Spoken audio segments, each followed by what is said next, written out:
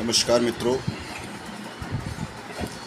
आए दिन हम देखते हैं, ख़ास तौर से मोबाइल पर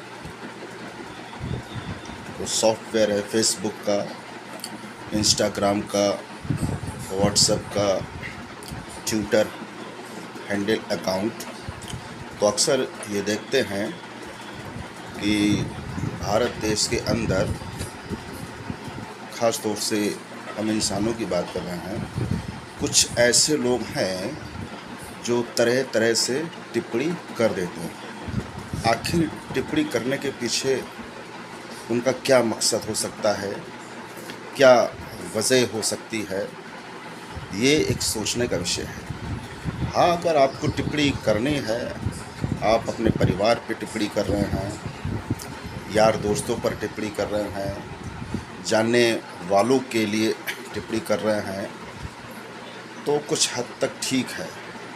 मगर बहुत से तो लोग ऐसे हैं कि शिक्षित होने के बावजूद जो अशिक्षित हैं, उनके लिए तो कुछ भी नहीं कहा जा सकता। वो जैसे हैं वैसे ही रहेंगे, क्योंकि ये उनकी सोच पर डिपेंड करता है, उनकी संगति पर डिपेंड करता है कि उनके विचार कैसे हैं और अपने विचारों को वो किस माध्यम से जनता के सामने प्रस्तुत करना चाह रहे हैं। किंतु जो शिक्षित लोग हैं, पढ़े लिखे लोग हैं, जिनकी अच्छी संगति है, अच्छी सोच है, अच्छा कल्चर है, अच्छे संस्कार हैं, हर प्रकार से संपन्न है, स्थिति भी उनकी बेहतर है, मजबूत है, फिर भी सोशल मीडिया में अपना कीमती जीवन का कीमती वक्त कभी प्रधानमंत्री की हंसी उड़ाते हुए दिखाई देते हैं, तो कभी मुख्यमंत्री की हंसी उड़ाते हुए दिखाई देते हैं, तो कभी किसी कैबिनेट मंत्री की हंसी उड़ाते हुए दिखाई देते हैं, तो कभी किसी मिनिस्टर की हंसी उड़ाते हुए दिखाई देते हैं, कभी किसी जाति, धर्म, लिंग, संप्रदाय, मज़हब पर टिप्पणी करते हुए दिखाई देते हैं। आखिर उन्हें इन सब चीज़ों से क्या मिलता है, किस प्रकार के आनंद की अनुभूति वो लोग महसूस करते हैं? कम से कम ये तो सोचना चाहिए,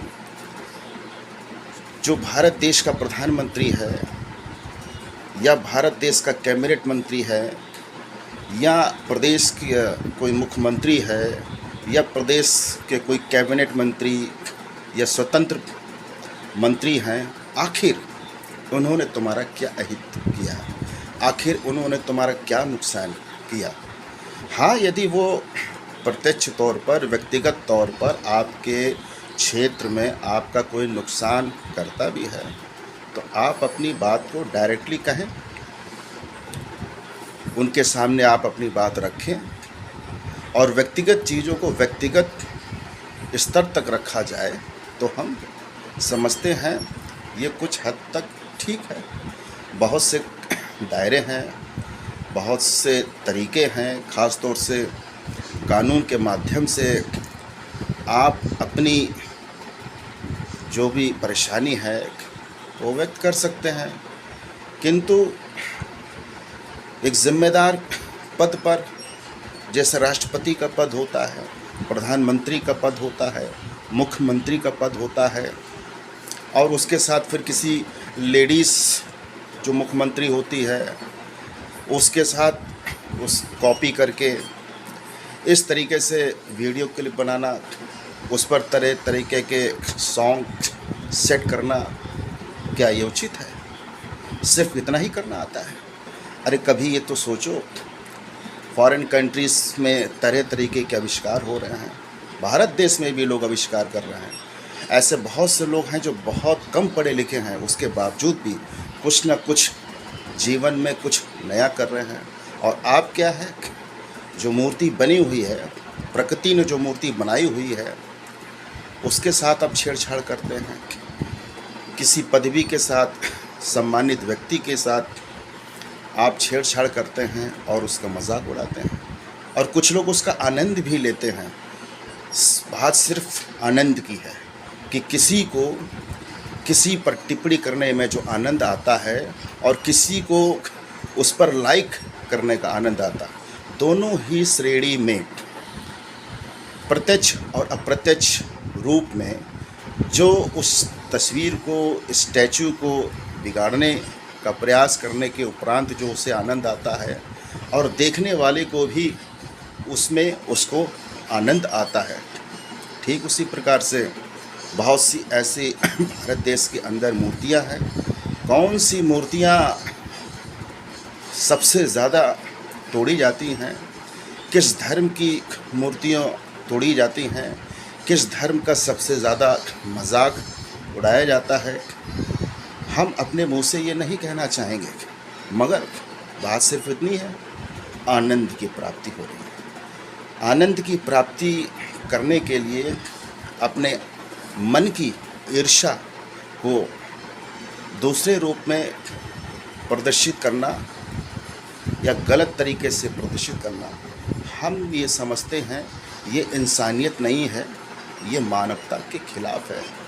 आपको जो कुछ करना है, वस्तु स्थिता जितने आप शिक्षित हैं, जिस स्तर से शिक्षित हैं, सबसे पहले आप अपने भले के बारे में सोचिए, आप अपने शरीर के भले के बारे में सोचिए, आप सबसे पहले अपने परिवार की भलाई के बारे में सोचिए, आप सबसे पहले समाज में जो गरीब तबके के लोग हैं किस तरीके से उनकी मदद की जा सकती है उसके बारे में सोचिए।